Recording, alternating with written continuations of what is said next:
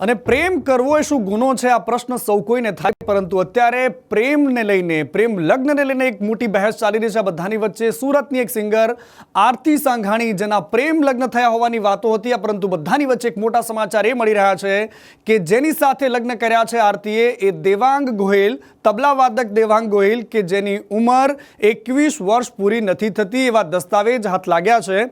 દેવાંગના 21 વર્ષ પૂર્ણ નથી થતા અને એની સાથે સાથે આરતીની ઉંમર જે છે 22 વર્ષની છે. બંને લિવ ઇન રિલેશનનો કરાર કર્યા હોવાનું સામે આવ્યું છે. મંગલસૂત્ર પહેર્યું છે. દાવો કરી રહી છે આરતી કે મેં લગ્ન કર્યા છે. સોશિયલ મીડિયા પર આરતી સાંઘાણી આ દાવો કરી રહી છે, પરંતુ દસ્તાવેજ કંઈક અલગ બતાવી રહ્યા છે.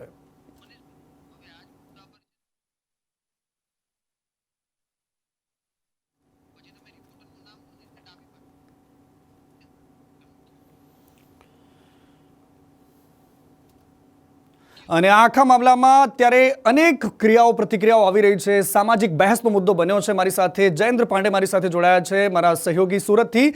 જયેન્દ્ર, શું વાતો સામે આવી રહી છે? જે દસ્તાવેજ હાથમાં લાગ્યા છે એ દસ્તાવેજમાં શું બતાવી રહ્યું છે ક્લિયર કટ? જયેન્દ્ર.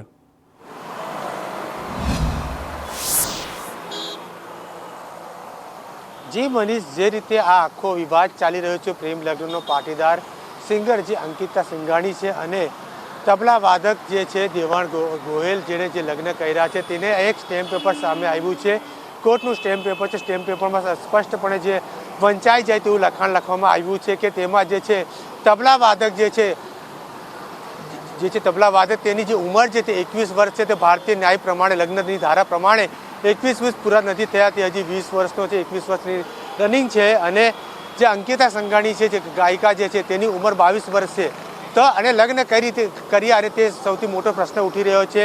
ત્યારે તે સોશિયલ મીડિયા પર આવીને કહી રહી છે કે મેં લગ્ન કર્યા છે, માથામાં સિંદૂર પૂર્યું છે, મંગળસૂત્ર પહેર્યા છે, પરંતુ ભારતીય ન્યાય પ્રમાણે અનુસાર તેમણે જે નિયમ વિરુદ્ધ જેને લગ્ન કર્યા છે તેવું હાલ સામે આવી રહ્યું છે. બંને સ્ટેમ્પ પેપર સામે આવ્યું છે. અનેક મુદ્દાઓ પણ સામે આવી રહ્યા છે. એટલે જે રીતે કહી શકાય છે કે સ્ટેમ્પ પેપર સામે આવતા સમગ્ર મામલાનો ખુલાસો થયો છે. જી મનીષ. બિલકુલ જયેન્દ્ર, આભાર આપનો. પરંતુ આ વિવાદ એક પછી એક દિવસો ને દિવસે આગળ વધતો જઈ રહ્યો છે. સમાજો મેદાનમાં આવી રહ્યા છે અને આરતી સાંઘાણીના પ્રેમ લગ્નના વિવાદમાં હવે પાટીદાર બાદ વાલ્મીકી સમાજ પણ મેદાનમાં આવ્યો છે.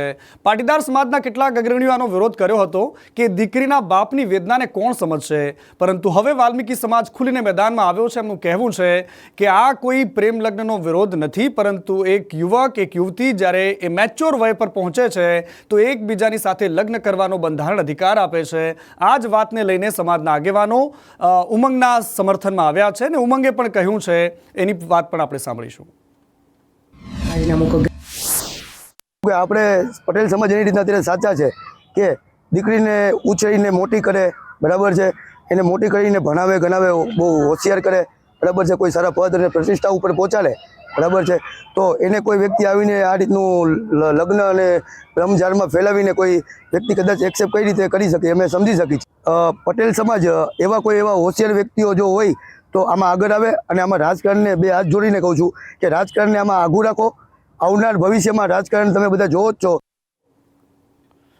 અને આ તરફ બનાસકાંઠાના સાંસદ જ્ઞાનીબેન ઠાકોર, કે જે થોડા દિવસ પહેલા એક નિવેદન આપીને ચર્ચામાં આવે, એમણે કહ્યું હતું કે તમને કોઈ પણ ભુવા મળે અને જો તમને વાતોમાં ભરોવે તો એમની વાતોમાં આવતા નહીં, તમને બરબાદ કરી દેશે. પરંતુ આ પછી ઘટનાક્રમ બાદ એક ભુવાજી મેદાનમાં આવ્યા અને એમણે ખુલ્લો લલકાર કર્યો હતો જ્ઞાનીબેનને. અને ત્યારબાદનો એક કાર્યક્રમ કે જેમાં કેટલાક લોકો એ ભુવાજીના ઘરે ગયા, બવાલ થઈ, અને ત્યારબાદ જ્ઞાનીબેન આજે ઘણા સમય પછી એ મુદ્દા પર બોલી હતા અને એમણે કહ્યું કે આ મુદ્દા પર કેટલાક લોકોએ આ વાતને સકારાત્મક રીતે લીધી છે. એ ભુવાજીના ઘરે ગયા હતા, અંધશ્રદ્ધાની સામે મેં જે અવાજ ઉઠાવ્યો છે, એની ચિંતા કરી છે, એ વાત સરાહનીય છે. કોઈ કર્યું એને કાયદેસર માફી મંગાવશું ભાઈ, બરોબર, એમાં કોઈ બીજી વાત નહીં છે કે ખોટું કર્યું છે એ તો એના ઘેર જતો રહે, ભોગવવા અમાર થાય, એવો ધંધો કરવો નહીં, ભલે મારા ઘેર નહીં આવે ચાલશે. પ્રશ્ન બીજો કે જે કોઈ અત્યારે ઉબાળો થયો હો એ બધી દિલથી, હૃદયના ભાવથી 100% માફી માંગુ છું કે આ વાત કોઈને મગજમાં લેવી નહીં. અત્યારે અમારા દ્વારા મંત્રી દ્વારા બધી વાત થઈ હોય, બરોબર, એ બધી 100% માફી માંગુ છું. જેમ કે મારા ઘરે બબાલ થઈ હોય, કરવા વાળાની વાત તો સાઈડમાં રાખો, પણ નોમ બદલમ અમારું થાય, અમને ખોટું લાગે, પરિવાર જેવું આડો પાડોનું કામ છે. એટલે દરેકને આ માધ્યમથી જણાવવાનું, કોઈને આ વાતમાં મગજમાં લેવી નહીં, મન દુઃખ રાખવું નહીં. અભિનંદન આપું છું રાયગઢજીને અને એમની ટીમને, સમગ્ર ઠાકોર સમાજના તમામ યુવાનોને.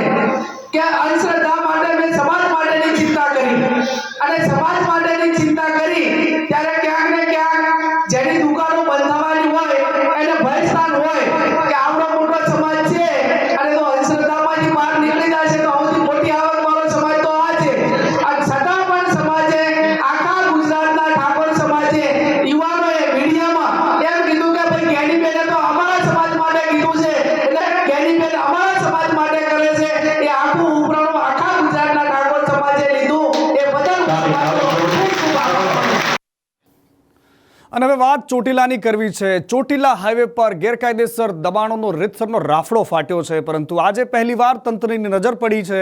શિવલહેરી હોટલ સહિતના બંગલો તોડવાની કામગીરી હાથ ધરવામાં આવી છે.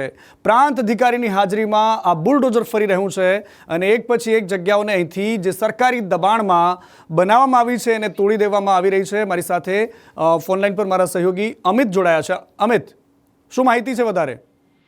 જી મનીષ, જરૂરથી જણાવી દઉં કે હાલ ચોટીલા નેશનલ હાઈવે ઉપર જે ગેરકાયદેસર દબાણો છે અને જ્યાં ત્યાં આવી હોટલો આવી છે જ્યાં ગેરકાયદેસર પ્રવૃત્તિઓ પણ થાય છે, તેવું હાલ સરકારને ધ્યાનમાં આવતા, તંત્રને ધ્યાનમાં આવતા તેવી હોટલો હોય છે કે જે જગ્યા હોય છે તેને તોડી પાડવામાં આવી રહી છે, ત્યારે એને ડિમોલેશન કરવામાં આવી રહ્યું છે. ગઈકાલે પણ પોલીસ દ્વારા પણ 2 હોટલનું ડિમોલેશન કરવામાં આવ્યું હતું. આજે પ્રાંત અધિકારી દ્વારા જાની વડલાના બોર્ડ પાસે આવેલી શિવલહેરી હોટલ છે ત્યાં એ હોટલ તોડવાની કામગીરી શરૂ છે.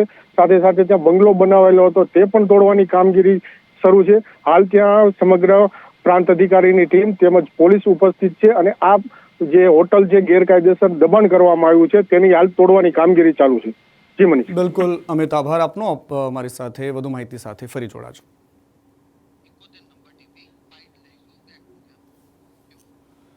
અને આ તરફ અમદાવાદમાં ગુજરી બજારમાં બકરા મંડી ચાલી રહી છે અને આ બકરા મંડીનો વિરોધ ભારતીય જનતા પાર્ટીના નેતા અને પૂર્વ ધારાસભ્ય ભૂષણ ભટ્ટે કર્યો છે. પત્ર લખીને એમણે માંગ કરી છે કે આવી બકરા મંડીને તાબડતોબ હટાવી દેવામાં આવે, કારણ કે આ પ્રકારની મંડી ભૂતકાળમાં અહીંયા ક્યારેય હતી જ નહીં.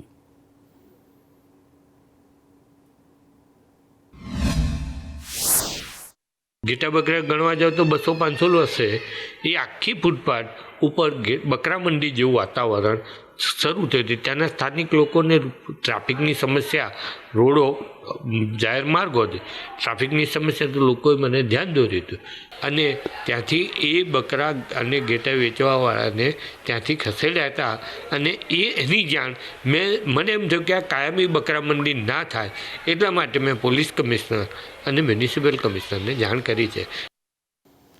અને સોશિયલ મીડિયાથી લઈને એ સાહિત્યના મંચ પરથી મોરે મોરાની વાતો કરનારા લોક ગાયક, લોક સાહિત્યકાર દેવાયત ખવડ અંગે મહત્વની વાત એ સામે આવી છે કે દેવાયત ખવડ અને ધ્રુવરાજસિંહ આ બંને વચ્ચે સમાધાન થયું છે. ગાડીઓના કાચ તૂટ્યા, એકબીજા પર લાઠીઓના વરસાદ વરસાવવાના આરોપ લાગ્યા, પરંતુ ત્યારબાદ 12મી ઓગસ્ટની એ ઘટના કે જેમાં ગીરમાં હુમલો થયો હતો ધ્રુવરાજસિંહ પર, બંને એકબીજાને મીઠાઈ ખવડાવી છે. વિવાદનો સુખદ અંત લાવવામાં આવ્યો છે. ડાયરામાં દેવાયત ખવડ હાજર ન રહેતા તકરાર થઈ હતી, એમની ગાડીને ઠોકવામાં આવી, ત્યારબાદ એમના પર ગીરમાં હુમલો કરવામાં આવ્યો, અનેક ફરિયાદો થઈ, જેલમાં જઈને આવ્યા અને હવે સમાધાનના સમાચાર મળી રહ્યા છે. મયુર સોની મારી સાથે જોડાયા છે. મયુર, કેવી રીતે આખી ઘટનામાં વળાંક આવ્યો? કોણ બન્યું મધ્યસ્થી આ બંને વચ્ચે? મોરે મોરા કરતા હતા અત્યાર સુધીમાં તો.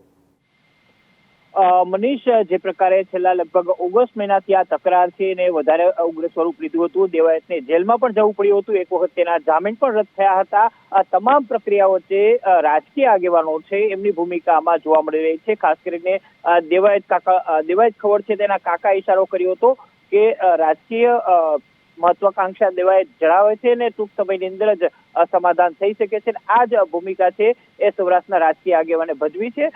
બંને ક્ષત્રિય આગેવાનો છે ને બંને વચ્ચે સમાધાન કરાવ્યું છે. બંને એકબીજાને હવે જે કઈ પણ વેરઝેર છે ભૂલી જવાના કોલ આપ્યા છે, મીઠાઈ ખવડાવી છે.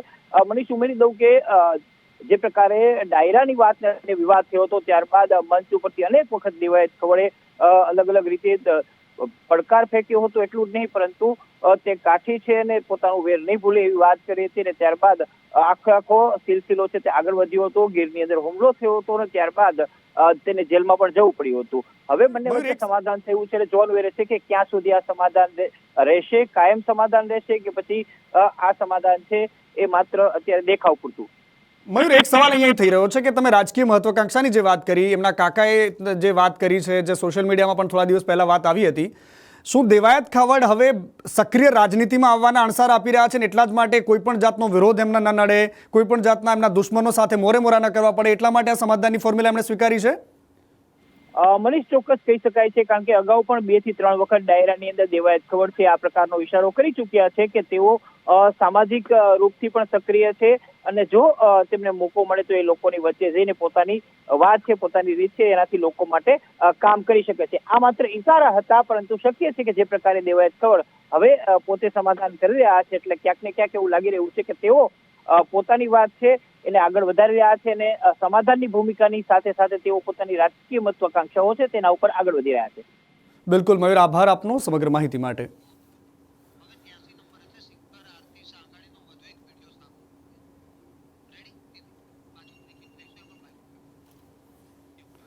અને આરતીનો વિવાદ શમવાનું નામ નથી લેતો. એ સિંગર આરતીની અમે વાત કરી રહ્યા છે, આરતી સાંઘાણી, કે જેમાં ફરી એક વિડીયો સામે આવ્યો છે અને આરતીએ પોતાના પ્રેમ લગ્ન અંગે ખુલીને વાત કરી છે. એક વિડીયો બનાવ્યો છે અને વિડીયોમાં ભાવુક થઈને આરતી કહી રહી છે કે મારા પિતાનો પણ એક વિડીયો વાયરલ કરાયો છે.